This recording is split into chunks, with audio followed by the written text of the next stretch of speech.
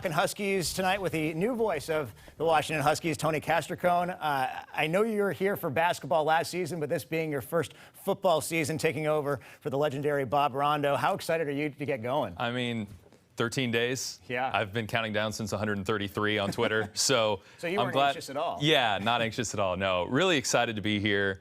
And what a time to be a Husky. I mean, Mike Hopkins obviously had a great turnaround season with the basketball team last year. But Chris Peterson has things rolling with football.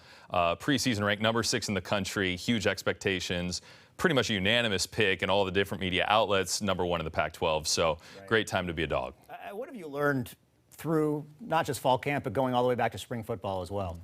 Well, I would say the one thing that I've really absorbed from this Husky team and the culture is that it's for real. The Chris Peterson OKG thing, our kind of guys that want to recruit not just talented kids, but quality kids, and the whole built for life thing. It's the real deal. And they really, you talk to the players, 18 to 22-year-olds, you would think they'd be talking about the hype of this Auburn game or being picked to win the Pac-12 championship. But really what they're talking about is, we got to take care of practice today, one day at a time. All the things that you hear the greats say, but it's been really just kind of immersed all the way through the culture of the Husky football program. We're going to get to individual position groups in just a minute, but what are your expectations for the season? I mean, you just mentioned it. The Dogs are the odds-on favorite to win the Pac-12. How do you see this season all playing out?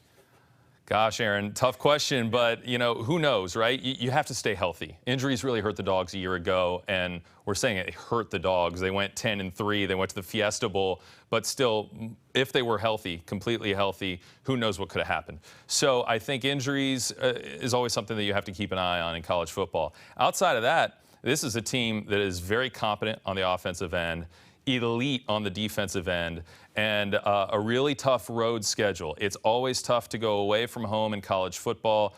I'd say most of the Dogs' toughest games are on the road, so just got to get the job done. Well, first things first, an enormous matchup against Auburn on the road. Fortunately, not at Auburn. It's in Atlanta, but it's still in the South.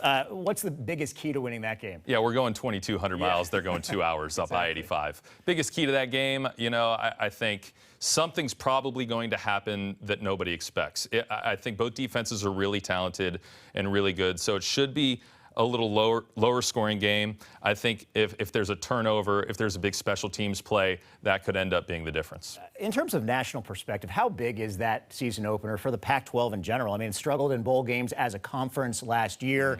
A lot of East Coast fans don't get to see as much Pac-12 football as many of us West Coasters would like them to see. Right. This seems like a perfect opportunity for that exposure. It's huge because perception's kind of everything, unfortunately. Whether or not that's right, perception does have a lot to do with the way that the nation looks at the Huskies in the Pac-12.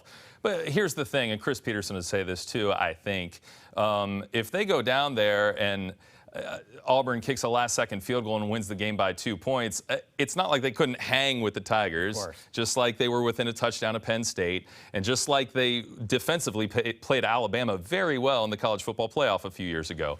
So I really don't think there's a huge gap between the top of the nation and where the Huskies are right now. Just got to close that little bit. The Huskies have a recent tradition of great defensive backs, Sidney Jones, Buda Baker, but would you at this point call this secondary one of the best in the country? I personally would. Yeah. Now, I'm not one of those NFL draft analysts or national analysts, but if you look in the magazines, most people say Washington and Michigan. I mean, those are the two best defensive secondaries in the country right now.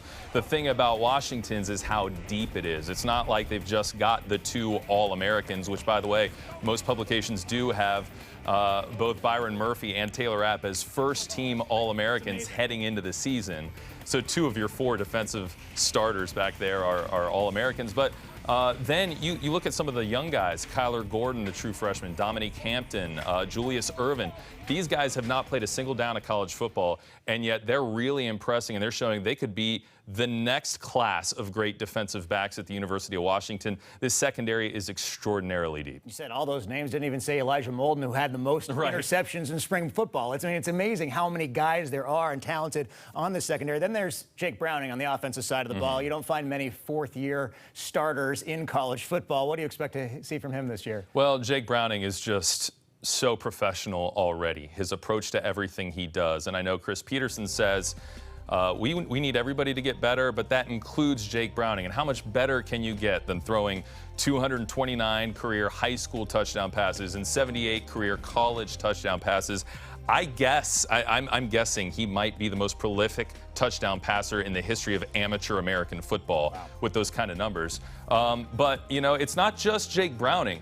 Myles Gaskin's a fourth-year starter, too, and has the chance to become the first Pac-12 running back ever to have 4 1,000-yard seasons. So the veteran nature of this offense, the experience, and the poise with which I expect them to play, they're going to be very, very good this year. We could talk the entire half hour with you about college football, specifically the Washington Huskies. But finally, I know a lot of people looked up to Bob Rondo.